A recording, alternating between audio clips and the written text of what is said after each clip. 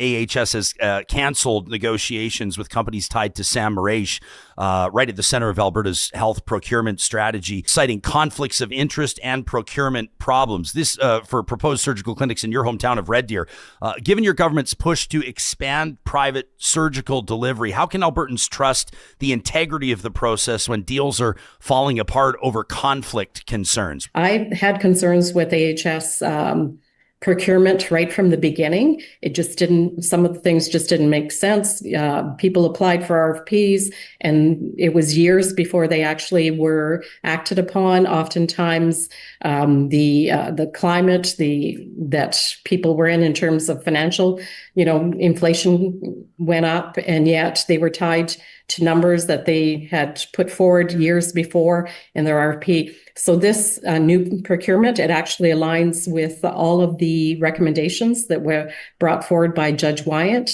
And we're looking at the Auditor General report as well. We want to make sure that we have a strong procurement process that is above reproach. Yeah, when you had sniffed that out, had you raised those concerns with the Premier? Like, did you raise those concerns in Cabinet? Because I think people are given the impression that former Minister Guthrie was the only one that raised concerns and he kind of paid for it with his job. Is that inaccurate?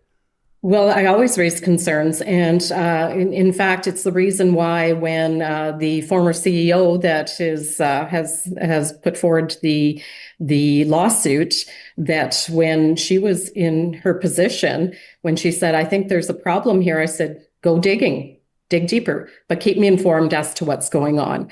And so that has always been my approach. If there's something wrong, let's figure it out and let's fix it. But that doesn't track with the public's understanding. We're talking about Athana Mentzelopoulos, the former Alberta Health Services CEO. I think the public's impression and reporting around it is that when she raised concerns about procurement and said that she was digging into it, that she was fired. That seems to be the public's impression of the entire premise of her lawsuit, of her wrongful termination suit. I would tell them to go and look at all of the documentation, my statement that was provided, because it actually shares my version. And while I can't speak to things that are before the courts, I can just say that I have always been very concerned on procurement and contracts that do not follow the policies that were in place. And Alberta Health Services did not follow their own policies in a number of things that I saw as the Minister of Health that were brought before me. You would have been in the room. You would have been around the cabinet table at the time. What's your recollection of that?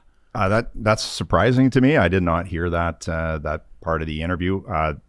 Certainly that's not the case and not my understanding. There is a court case, right now with Athana Mentzelopoulos, the former CEO. She's going to be presenting evidence on this, and I think it's everything to the contrary. In fact, I think in late 2024, Adriana had issued an order in council to shut down the investigation into the surgical contracts as well as Tylenol. So that's quite contrary to everything that I've heard and learned along the way.